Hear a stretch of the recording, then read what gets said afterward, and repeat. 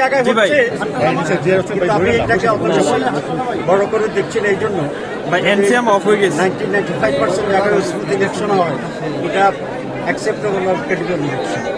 তো এখন পর্যন্ত সো ফার ইজ গুড। জি ভাই, আমরা আপনার নেক্সট সময়ের জন্য ইলেকশন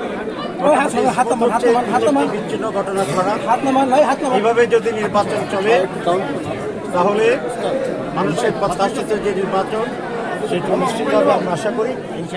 এবং নির্বাচনে যদি কোনো ধরনের ষড়যন্ত্র না হয়, সুষ্ঠু নির্বাচন হয়, তাহলে বাংলাদেশ জামাত ইসলামী বিজয়ের আশা রাখে ইনশাআল্লাহ। সারা দেশ থেকে যে খবর পাচ্ছি আলহামদুলিল্লাহ আমাদের অবস্থান ভালো, এবং সুষ্ঠু নির্বাচনের যে কোনো রায়কে জামাত ইসলামী মেনে নেবে ইনশাআল্লাহ। আর নির্বাচন নিয়ে যদি কোনো গভীর ষড়যন্ত্র হয় তাহলে আমি মনে করি যে সেটা দেশের জন্য অত্যন্ত কল্যাণ হবে এবং দেশকে আবার অন্ধকারের দিকে নিয়ে যাবে। তো আমি আশা রাখি, এখন পর্যন্ত চৌদ্দগ্রামে ইলেকশন নিষ্পত্তি চলছে, প্রচুর প্রশাসনের লোক আছে।